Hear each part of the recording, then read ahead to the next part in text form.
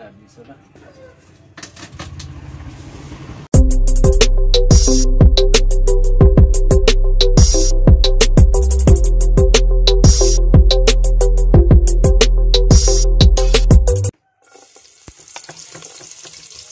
Pinitaan ka rin mag-buwa.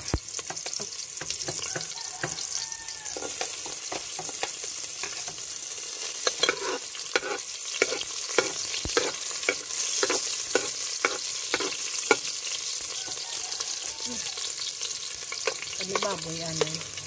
Wala.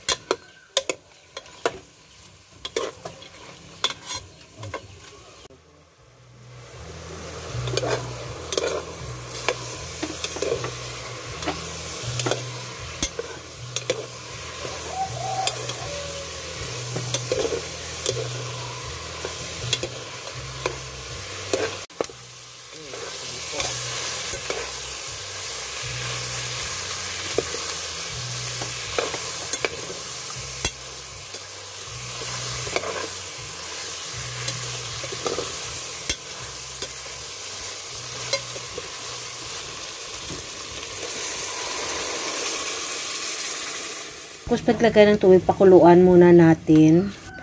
Then, pag kumulo na yung tubig at malambot na yung karne o baboy, pwede na ilagay yung jackfruit.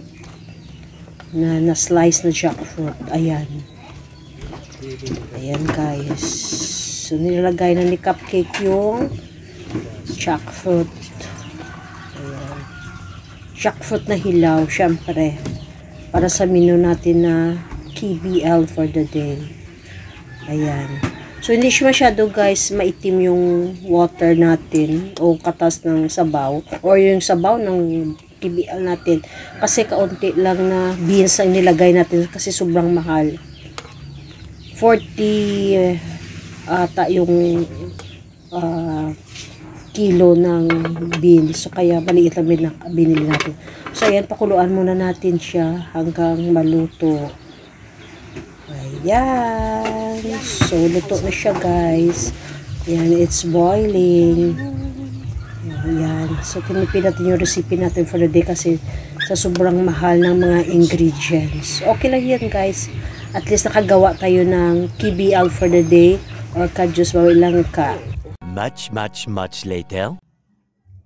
So, ayan na guys, luto na siya. It's kainan time. Thank you for watching. Shout out din Badong, paborito mo to, TBL, and Bus Traveler Official. Have a great day!